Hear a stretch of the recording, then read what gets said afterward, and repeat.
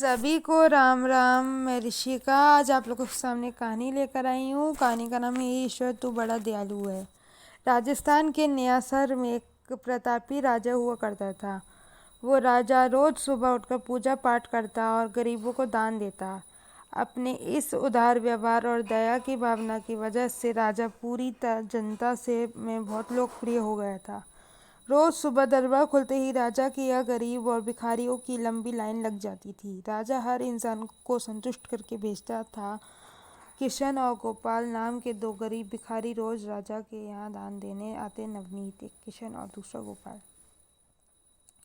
राजा जब किशन को दान देता तो किशन राजा की बहुत वाहवाही करता और राजा को दुआएं देता। वही जब राजा गोपाल को दान देता तो वह हर बार एक ही बात बोलता, हे ईश्वर तू बड़ा दयालु है, तूने मुझे इतना सब कुछ दिया। राजा को उसकी बात थोड़ी बुरी लगती। राजा सोचता कि दान मैं देता हूँ और ये गुणगान उस ईश्वर का करता है। एक दिन राजकुमारी का जन्मदिन था। उस दिन राजा ने दिल खोलकर दान दिया। जब किशन और गोपाल का नंबर आया तो राजा ने पहले किशन को दान दिया और किशन राजा के गुणगान करने लगा। लेकिन राजा ने जैसे ही गोपाल को दान दिया वो हाथ ऊपर उठा के बोला, हे ईश्वर तू ही अन्नदाता है, आज तूने मुझे इतना दिया, इसके लिए प्रभु तुझे धन्यवाद देता हूँ। राजा को यह सुनकर बड़ा गुस्सा आया। उसने कहा कि गोपाल, मैं रोज तुम्हें दान देता हूँ, फिर तुम मेरे बजाय ईश्वर का गुणगान क्यों करते हो? गोपाल बोला, राजन, देने वाला तो ऊपर बैठा है, वही सबका अन्नदाता है, आपका भी और मेरा भी। यह कहकर गोपाल वहां से चला गया। अब राजा ने गोपाल को सबक सिखाने की सोची। अगले दिन जब किशन और गोपाल का नंबर आया तो राजा ने किशन को दान दिया और कहा, किशन, मुझे गोपाल से कुछ बात करनी है, इसलिए तुम जाओ और गोपाल को यही छोड़ जाओ। और हाँ, आज तुम अपने पुराने रास्ते से मत जाना। आज तुमको राजमहल के किनारे से जाना है, जहाँ से सिर्फ मैं गुजरता हूँ। किशन खुशी खुशी दान लेकर चला गया। राजमहल के किनारे का रास्ता बड़ा ही शानदार और खुशबू भरा था। संयोग से राजा ने उस रास्ते में एक चांदी के सिक्कों से भरा घड़ा रखवा दिया था। लेकिन किशन आज अपनी मस्ती में मस्त था। वो सोच रहा था कि राजा की मुझ पर बड़ी कृपा हुई है, जो मुझको अपने राजमहल के रास्ते से गुजारा। यहाँ से तो मैं अगर आँख बंद करके भी चलूँ तो भी कोई परेशानी नहीं होगी।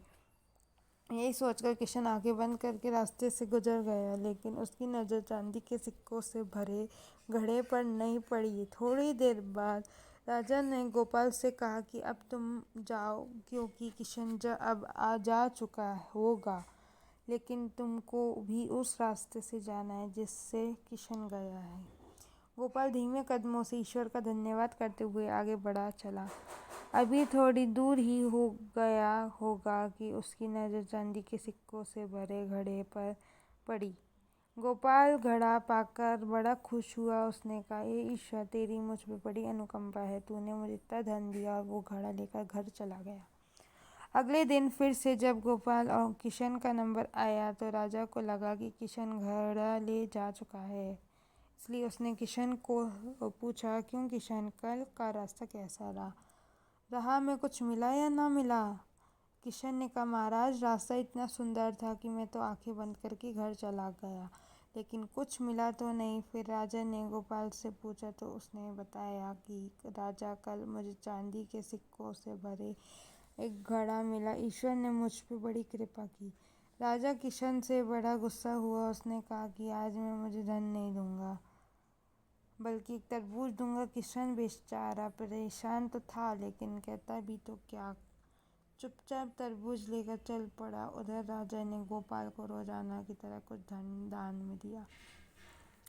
किशन ने सोचा कि इस तरबूज का मैं क्या करूँगा, और यही सोचकर वो अपना तरबूज एक फल वाले को बेच गया। अब जब गोपाल रास्ते से गुजारा, उसने सोचा कि घर कुछ खाने को तो है नहीं, क्यों ना बच्चों के लिए एक तरबूज ले लिया जाए। तो गोपाल फल बेचने वाले से वही तरबूज खरीद लाया जिसे किशन बेच गया था। जब जैसे ही घर आकर गोपाल ने उस तरबूज को काटा तो देखा उसके अंदर सोने के सिक्के भरे हुए थे। गोपाल ये देखकर बड़ा प्रसन्न हुआ और ईश्वर का धन्यवाद देते हुए बोला, हे ईश्वर, आज तूने मेरी गरीबी दूर कर दी। तू बड़ा दयालु है, सबका अन्नदाता है। अगले दिन जब राजा दान दे रहा था तो उसने देखा कि केवल अकेला किशन ही आया है, गोपाल नहीं आया। उसने किशन से पूछा तो किशन ने बताया कि कल भगवान की कृपा से हम गोपाल को एक तरबूज मिला जिसके अंदर सोने के सिक्के भरे हुए थे।